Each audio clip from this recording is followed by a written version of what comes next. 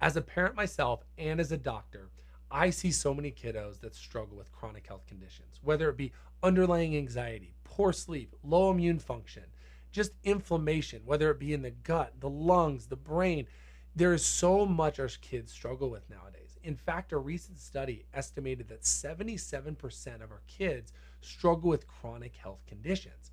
That's insane. Chronic health conditions are long term, and our kids haven't been here long enough to really need to struggle with these things. And that's what is so heartbreaking with it. Now, at the root cause of all of these struggles, we look at a deeper neurological struggle. Specifically, when a child gets stuck in fight or flight. Fight or flight can be the cascade of stress. It's hormones, it's the body's processes being affected by that. Digestion, respiration, heart rate, all of the above then cause our kids to struggle with what we call the perfect storm. Now, this is where successive stressors build up and they cause our kids not to normally struggle with one of the things I mentioned above, but multiple things above. And those things become chronic. So this video is to get to the root cause of those struggles, to look at where in the nervous system and why are kids struggling with all of these things. So that way they can get out of those stress responses that lead to bigger diagnoses and bigger symptoms and get back to really good, but we're going to learn about this video, vagal tone that causes better sleep, better rest, better regulation, and just helping them feel at ease within their environment. Now, when we look at a fight or flight response in kids, you might think of this as, well, yeah, of course they're fight or flight. I ask them to clean their room. I ask them to get off their computer or their device. Like, they get in fight or flight.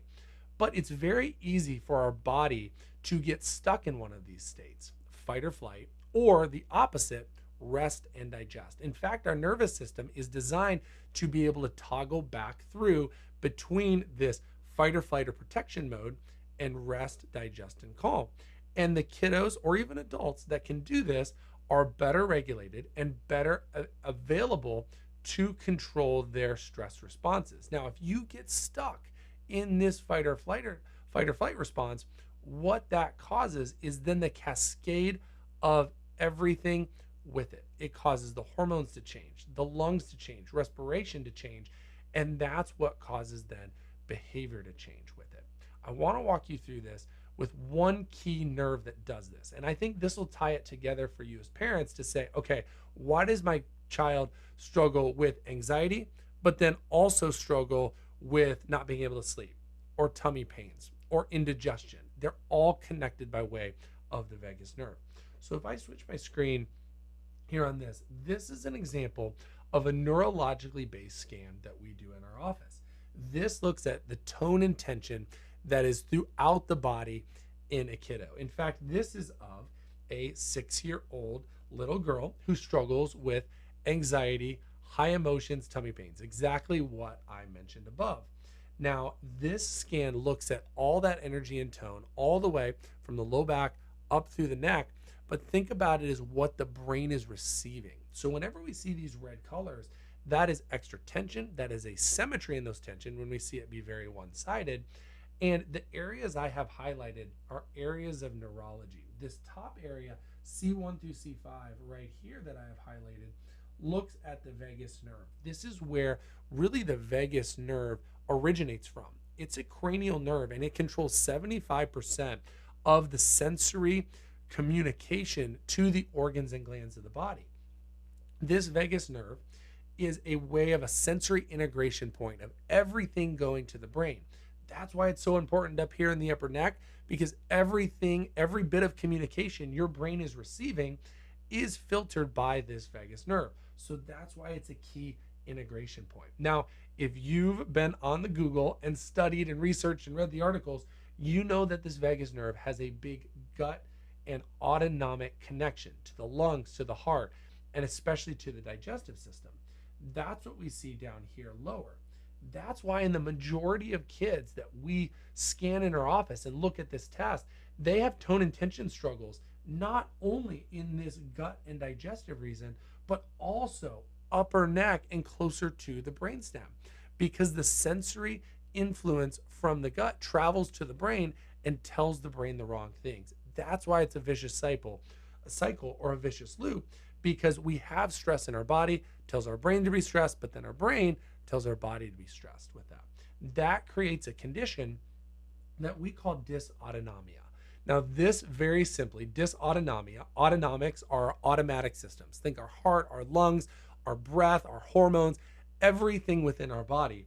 But that creates an out of balance body, an out of balance nervous system. And if our body is out of balance, what it shifts to first is fight or flight. Now, what this looks like in kids can be multifactorial, especially depending on what your kiddo struggles with. Now, this can look like heightened anxiety, worry, panic, frequent emotional meltdowns, or outbursts. It can look like disrupted sleep, nightmares. It can look like lack of appetite. It can even look like overeating. It affects every single system. In fact, you could go the immune route and look at allergies, asthma, all of these things too. When the nervous system gets stuck in fight or flight, it can't work through those easy restorative things.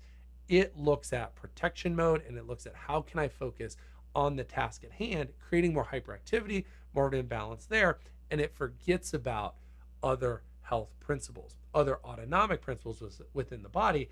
And this is why we call it stuck in fight or flight, because they are so focused on the task at hand that their nervous system can't work on anything else, and health conditions become chronic with this. Now, how do we get our kids out of fight or flight long term? Now, I know as parents, you've probably tried a lot of at home, and there's a lot of things we can do. In fact, you can do exercises that initiate relaxation response. This can be, gentle movement like yoga that helps process cortisol. It can help them, go take a walk. It can be listen to music. It can be get off screens. You can use supplements to modulate inflammation pathways, and getting good restorative sleep can make good changes. But I know a lot of parents, you've probably tried those things. You've tried everything under the sun that can help. And therefore, when the nervous system gets stuck in fight or flight chronically and it can't get out, it takes more. It takes looking at that vagus nerve and looking at, okay, where is the body holding those tone or tension challenges that are causing that vagus nerve to get revved up underneath the surface. That's why the scan I just showed you in this video, we do on every single kiddo that we see in our office. We want to know how their vagus nerve is functioning. We want to know if their nervous system's in fight or flight. If their nervous system is fight or flight, chances are that can be a catalyst in a not so good way to all of their other health challenges. So if your kiddos struggle with anything that I've mentioned that go into that bucket, it's likely that big word of dysautonomia is a big thing that's basically taking resources away from everything else and not allowing them to kick that immune struggle, not allowing their digestion to work really well, which is causing more anxiety by way of the vagus nerve, or causing them to be a little more fearful, or a little more rambunctious, or a little more timid in the classroom. All of these things can go when you have a dysregulated nervous system. And that's what we want to address, the root cause. If we can address that, everything else after it can give the body momentum, get them out of fight or flight, and help them thrive by way of their nervous system. So if this is relating to you, I would love to be able to talk to you more about this. Send us a direct message, reach out to us, share this with other moms. We have articles with this on our site, pxdocs.com. I'm going to attach an article in the comments for you on what do you do when your kids are stuck in fight or flight. That'll give you some more at-home things to do, but also a deeper look at the nervous system and how we can help our kids thrive, especially if they're struggling with those chronic health things that as parents we know in our gut are possibly all connected together. So hope this video finds you well. Hope this helps get you to that root cause and get your child absolutely thriving.